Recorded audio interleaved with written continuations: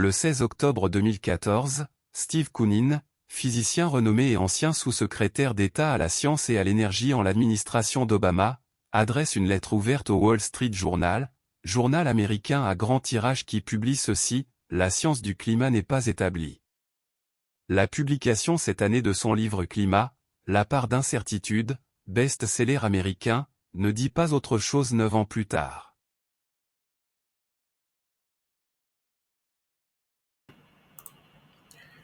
Chers compatriotes, nous vivons désormais dans un climat de mensonges médiatiques, politiques et géopolitiques.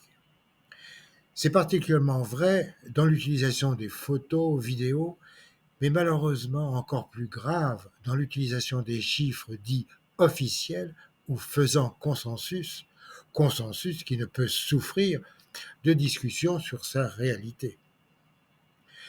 La science elle-même peut être manipulée et devenir une pseudo-science. Je l'ai montré pour le Covid et la vérité est en train d'éclater. Mais c'est aussi vrai pour le climat. Ce que vous allez lire est le fruit d'une étude personnelle et vous ne le trouverez nulle part ailleurs.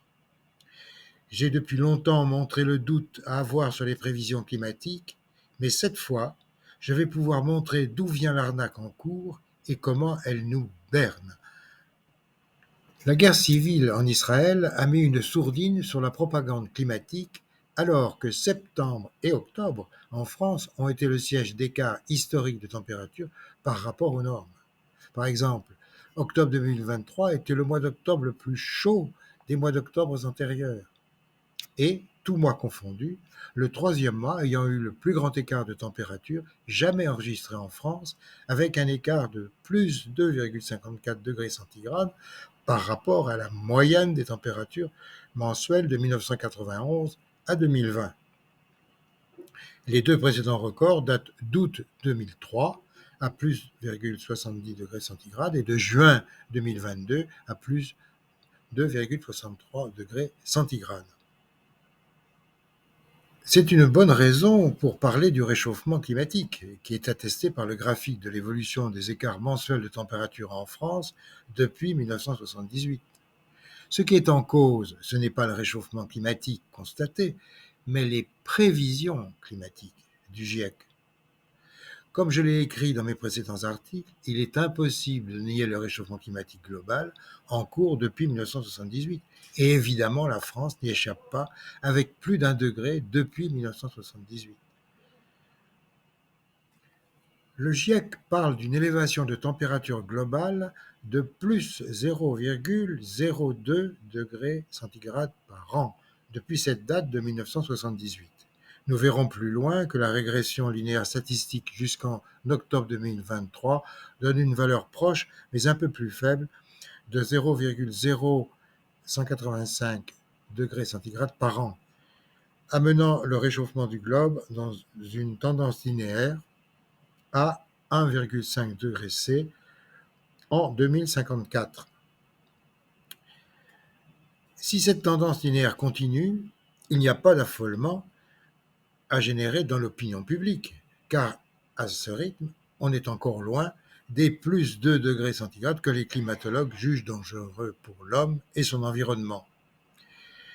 Si la tendance linéaire actuelle ne continue plus dès 2024, va-t-on vers une accélération du réchauffement ou une décélération? Là est le véritable problème, qui met en cause tous les modèles mathématiques dans leurs projections pour la fin du siècle. Leur grande diversité de résultats montre leur manque de fiabilité prévisionnelle. Le second problème est la cause naturelle ou anthropique du réchauffement climatique. Et le choix du carbone ne fait pas consensus dans le monde de la climatologie, quoique les médias et les politiques puissent l'affirmer en boucle. La mise en sourdine des éminents scientifiques contestataires suffit alors pour persuader la population du bien fondé de cette causalité de l'oxyde de carbone et promouvoir la transition énergétique comme indispensable. Mais revenons à l'évolution de la température dans notre pays, non plus depuis 1978, mais depuis 1910. Le premier constat est la grande dispersion des écarts mensuels de température allant de moins 4,63 degrés centigrades en février 1956 à 2,70 degrés centigrades en août 2023. On note combien les constats météorologiques mensuels utilisés pour alimenter le discours climatique du réchauffement sont dénués de toute valeur probatoire. À chacun son métier, et on ne juge pas du confort d'une maison en le regardant au microscope. Le deuxième constat, c'est qu'il y a une évolution linéaire de base représentée en rouge dont la pente actuelle est inférieure de 24% à celle du globe, avec seulement 0,01408 degrés centigrades par an au lieu de plus 0,01853 degrés C par an. Elle repousserait la date d'atteinte du plus 1,5 degré C bien au-delà de la fin du siècle. Si au lieu de plus 0 degré C prévu linéairement en octobre 2023, on a à cette date réellement un écart glissant de plus 1,36 degré C, c'est qu'il y a eu une accélération. Elle est repérable sur le graphique depuis 1978. Mais grâce à une régression polynomiale statistique en tiret bleu, on peut mettre en évidence une évolution cyclique qui se superpose à l'élévation linéaire des écarts de température. Cette superposition est capitale dans la compréhension de l'évolution des températures. On constate ainsi que nous commençons en France un nouveau cycle en partie montante depuis environ 2005 qui, s'ajoutant à l'élévation linéaire de fond, provoque une accélération des températures. Cela s'est produit de la même façon entre 1910 et 1945, avec un peu moins d'ampleur. Mais ce surplus de réchauffement, vu son caractère cyclique, ne peut en aucun cas être attribué à l'accroissement quasi linéaire du CO2. Cela réduit donc l'impact possible du CO2 à la seule composante linéaire. En octobre 2023, le CO2 aurait au plus un impact sur l'écart de température de plus 0,18 degrés centigrades, auquel s'ajouterait un apport naturel cyclique de 0,71 degrés centigrades, soit 0,89 moins 0,18, puis un écart naturel de plus 0,47 degrés centigrades, soit 1,36 moins 0,89, et enfin un écart mensuel de plus 1,18 degrés, soit 2,54 moins 1,36. Autrement dit, le CO2 ne jouerait que pour 7% dans l'écart de température d'octobre 2023. La variation cyclique qui pourrait être liée à des cycles solaires, pour 28%, la variation annuelle pour 18,5% et enfin la variation mensuelle pour 46,5%. Les deux derniers ajouts annuels et mensuels sont vraisemblablement d'origine terrestre et naturelle et liés à des courants d'eau ou d'air qui sont connus des météorologues et des climatologues. Il est donc clair que rappeler tous les mois par le bilan mensuel météorologique l'effet de l'impact du CO2, en particulier sur des mois records, n'a aucun sens et relève d'une intoxication de nos pensées. Il y a certes une évolution lente et apparemment linéaire de la température, mais le lien avec le CO2, même s'il est prouvé, ne peut pas générer l'affolement en cours et une transition énergétique à marche forcée.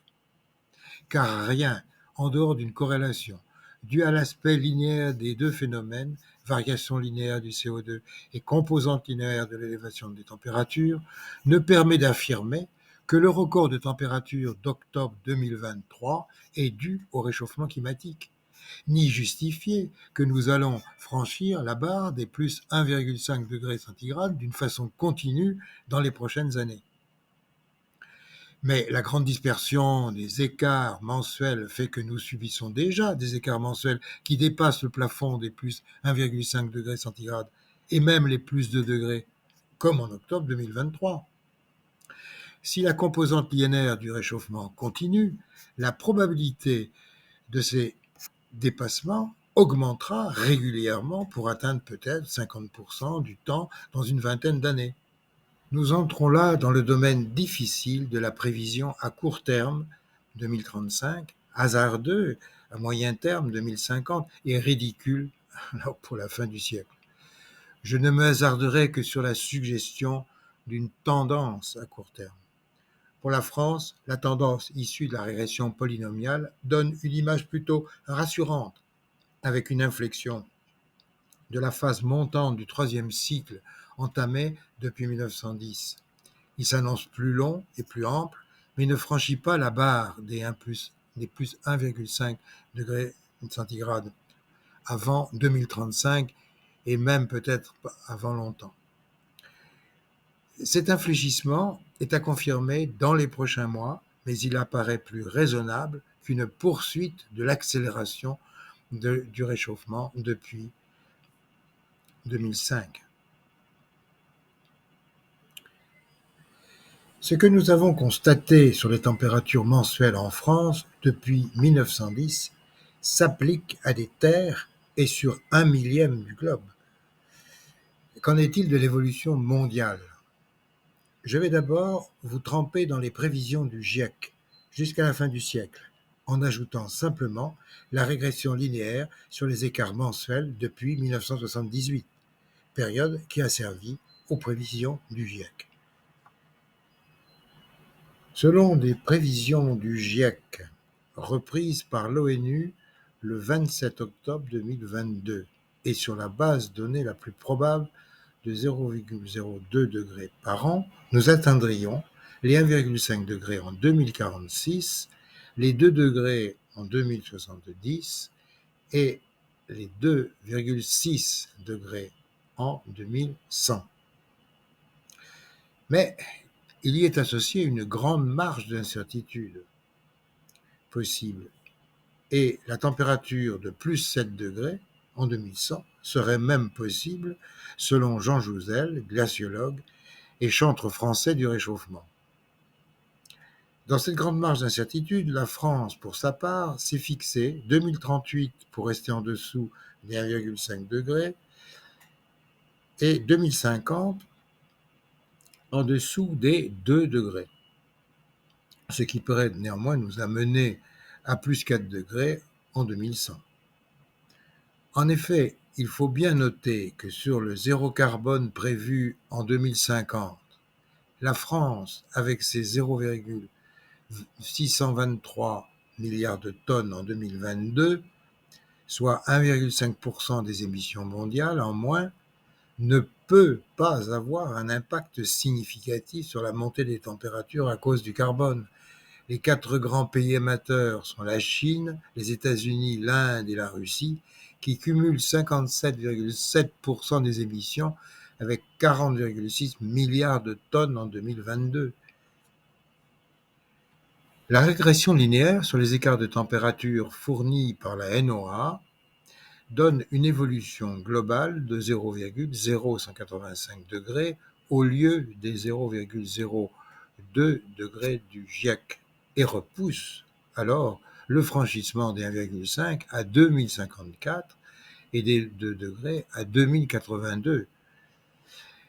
L'urgence climatique serait repoussée à 30 ans devant nous et certaines conséquences économiques qui en découlent en France, comme la cessation de la fabrication des voitures diesel en 2035, ne peuvent y trouver leur justification. Cette vision d'une progression linéaire ou quasi linéaire est néanmoins très influencée par l'évolution linéaire du taux de carbone dans l'air, carbone déclaré cause principale du réchauffement d'origine anthropique que le GIEC a bien du mal à évaluer physiquement et avec une grande marge d'incertitude. Le GIEC se permet néanmoins de donner des prévisions pour la fin du siècle sur cette base, alors que la montée du taux de carbone avant 1978 n'avait pratiquement pas fait évoluer la température du globe depuis 1945. Le graphique suivant ne montre qu'une tendance linéaire de 0,001 degré par an. Cette période de 33 ans n'aurait en effet pas permis de mobiliser le monde entier sur l'urgence climatique, avec une prévision de 0,1 degré par siècle. Cette période a donc été purement et simplement abandonnée par le GIEC, mais incluse dans une plus large période, avant et après elle, on va voir qu'elle reprend tout son intérêt. Je vais donc, plus modestement, en revenir à une recherche des tendances d'évolution climatique jusqu'en 2035, mais en élargissant la plage de temps d'étude et en la commençant à partir de 1910, comme pour la France, et non à partir de 1978, comme l'a fait le GIEC, dont les modèles mathématiques sont incapables d'expliquer les évolutions de la température globale avant cette date de 1978. Le graphique obtenu donne une toute autre vision de l'évolution des températures basée sur les prévisions du GIEC. Comme pour la France, on trouve une tendance linéaire d'accroissement de la température et il s'y ajoute une évolution cyclique. Comme pour la France, l'amplitude des cycles augmente avec le temps et leur périodicité est variable. Ce double constat rend illusoire les prévisions à moyen et long terme. On peut néanmoins parler d'une tendance à court terme qui va vers une décélération de l'accroissement des températures pour commencer à décroître dans les années 30 ou plus tard. Il n'y a donc pas d'urgence climatique et surtout, l'évolution au-delà de 2035 est imprévisible, sinon en espérant que la tendance linéaire se poursuive au-delà. Mais alors, selon l'évolution depuis 1910, on n'est plus sur une augmentation de 0,02 degrés C par an, mais de 0,01 degrés C par an. Ceci repousse le franchissement des 1,5 degrés à 2095 et celui de 2 degrés à 2144. Bien des ajustements ou des réajustements des prévisions auront eu lieu avant ces dates et nos connaissances sur les causes physiques et astronomiques auront progressé, car notre méconnaissance actuelle se voit sur la pluralité de modèles mathématiques et leur énorme plage d'incertitudes. Si l'on reprend le calcul fait pour la France, on trouve dans la température globale d'octobre une participation de 43% de l'effet linéaire et le reste à 57% réparti entre effets cycliques, annuels et mensuels sur lesquels nous n'avons aucune maîtrise. Le graphique obtenu donne une toute autre vision de l'évolution des températures basée sur les prévisions du GIEC. Comme pour la France, on trouve une tendance linéaire d'accroissement de la température et il s'y ajoute une évolution cyclique. Comme pour la France, l'amplitude des cycles augmente avec le temps et leur périodicité est variable. Ce double constat rend illusoire les prévisions à moyen et long terme. On peut néanmoins parler d'une tendance à court terme qui va vers une décélération de l'accroissement des températures pour commencer à décroître dans les années 30 ou plus tard. Il n'y a donc pas d'urgence climatique et surtout, l'évolution au-delà de 2035 est imprévisible, sinon en espérant que la tendance linéaire se poursuive au-delà. Mais alors, selon l'évolution depuis 1910, on n'est plus sur une augmentation de 0,02 degrés C par an, mais de 0,01 degrés C par an. Ceci repousse le franchissement des 1,5 degrés à 2095 et celui de 2 degrés à 2144. Bien des ajustements ou des réajustements des prévisions auront eu lieu avant ces dates et nos connaissances sur les causes physiques et astronomiques auront progressé, car notre méconnaissance actuelle se voit sur la pluralité de modèles mathématiques et leur énorme plage d'incertitudes. Si l'on reprend le calcul fait pour la France, on trouve dans la température globale d'octobre une participation de 43% de l'effet linéaire et le reste à 57% répartis entre effets cycliques, annuels et mensuels sur lesquels nous n'avons aucune maîtrise. Pour terminer cette première analyse de l'évolution climatique au vu des températures d'octobre 2023, il convient de regarder l'évolution des températures sur l'ensemble des terres du globe. En effet, dans mes articles précédents, j'ai montré que l'évolution sur les terres était plus rapide que sur les océans. D'ailleurs, on voit déjà que l'évolution sur les terres françaises, à plus 0,014 degrés centigrades, est plus rapide que celle globale de l'ensemble terre-océan du globe, à 0,010 degrés centigrades par an.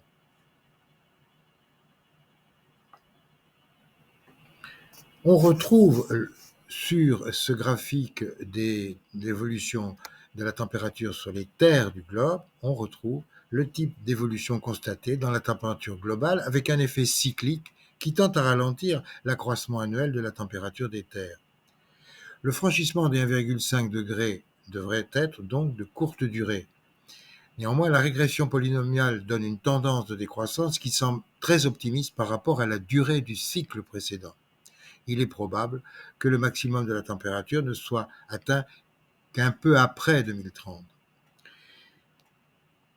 Il est remarquable de constater que l'évolution des terres françaises est très comparable à celle de l'ensemble des terres du globe, avec un accroissement linéaire de 0,014 à 0,015 degrés par an. Une valeur moyenne de 0,0145 degrés par an caractérise donc l'accroissement linéaire des températures sur les terres qui évolue plus rapidement de 0,004 degrés par an que l'ensemble des terres-océans du globe. De plus, les valeurs annuelles glissantes en octobre 2023 sont très proches pour 1,36 degrés pour la France et 1,52 degrés pour l'ensemble des terres du globe. Pour terminer cette vision mondiale, il convient maintenant de mettre en parallèle l'évolution globale de la température des océans. L'évolution globale des océans depuis 1910 est très semblable, avec en particulier les durées et les dates de déclenchement des oscillations autour de la droite d'accroissement des températures. La différence essentielle avec les terres provient de la vitesse d'évolution linéaire des températures des océans, avec seulement plus 0,0083 degrés centigrades par an. Il n'y a rien d'étonnant puisque ceci explique pourquoi l'accroissement global Terre-Océan est tellement inférieur à celui des terres, mais elle quantifie un énorme écart de vitesse d'accroissement des températures entre les terres et les océans, écart de 0,062 degrés centigrades par an, c'est-à-dire 0,1452 moins 0,0830, et ceci devrait interroger les climatologues et les météorologues sur les conséquences de ce décalage pour l'instant croissant. J'ai exceptionnellement prolongé les tendances linéaires et polynomiales pour les océans au-delà de 2035 pour montrer la tendance à une décroissance de vitesse d'accroissement de la température des océans. Il ne faut pas attribuer une grande valeur aux chiffres annoncés même en 2035, car le chiffre très élevé de la température d'octobre pèse lourd sur le calcul de la régression polynomiale. Je prends seulement acte d'une tendance, là aussi, à aller vers une stabilisation de l'évolution. Le trimestre futur devrait nous apporter une appréciation plus solide de cette tendance décroissante des océans. Au moment où se déroule la COP28, que peut-on déduire de cette nouvelle vision de l'évolution des températures ? Premièrement, on constate que la superposition d'influences astronomiques annuelles et mensuelles sur une tendance linéaire, pour l'instant associée au taux de CO2, se confirme. Deuxièmement, on constate que seule l'influence linéaire peut être accrochée à l'évolution linéaire du taux de CO2, seul paramètre sur lequel l'humanité peut agir. Troisièmement, on constate également que les variations mensuelles et même annuelles de la température peuvent être beaucoup plus importantes que celles de l'effet linéaire. Il en résulte qu'il est idiot de s'emparer de ces records de température pour affoler les populations sur l'urgence climatique. Quatrièmement, on constate que des températures mensuelles annuelles peuvent nous amener à dépasser les limites des 1,5 ou des 2 degrés donnés par le GIEC sans qu'elles signifient une accélération à moyen ou long terme. Cinquièmement, on constate que la seule tendance qui devrait amener les décideurs à réagir si besoin est la tendance linéaire. Celle-ci apparaît pour l'instant stable depuis 1901 avec une évolution linéaire globale de 0,01 degré centigrade par an, soit 2 fois inférieure à celle de plus 0,02 degrés C par an retenue par le GIEC et basée sur une évolution depuis 1978 et non plus depuis 1910. La désinformation et la peur perpétrées dans les populations viennent de là. Le choix d'appuyer les modèles mathématiques sur la montée linéaire des températures depuis 1978 masque ainsi l'effet cyclique qui apparaît clairement en partant de 1910. D'ailleurs, personne n'a donné d'explication à la montée brutale des températures depuis 1978. Pourquoi avoir choisi cette date alors que les émissions anthropiques de CO2 ont commencé bien avant avec la révolution industrielle? Le chauffage, les chemins de fer au charbon, l'automobile. Mais ceci change tout. Et le franchissement des 1,5 degrés est repoussé vers la fin du siècle. Il n'y a pas d'urgence climatique, à moins que cette tendance de fond ne prenne soudain une évolution supérieure d'évolution, hypothèse qui n'est pas retenue par le GIEC.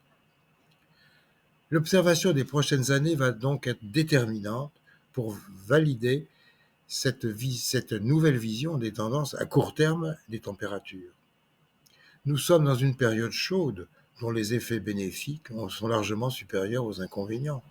Réjouissons-nous, car rien ne permet pour l'instant de s'affoler, et les périodes de misère furent en France les périodes froides. Hélas, la dispendieuse politique énergétique basée sur l'urgence de la neutralité carbone est une ineptie et un gâchis quand la France croule sous la dette, le déficit du commerce extérieur, la désindustrialisation et sur l'insuffisance de l'État dans la sécurité, l'éducation, la justice, la santé et même dans sa capacité de défense de son territoire. De plus, personne ne peut valablement certifier que l'évolution linéaire croissante de la température du globe est plus le fait du taux de carbone plutôt que celui d'un cycle astronomique de périodes de centaines ou de milliers d'années qui, regardé à l'aune des dizaines d'années, apparaît alors comme linéaire.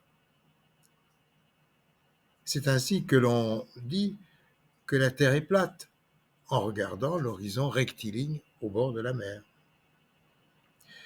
Nous sommes bernés par une science détournée au profit d'un but d'hégémonie cupide et d'asservissement des peuples qui ne profitent qu'à ceux qui la manipulent.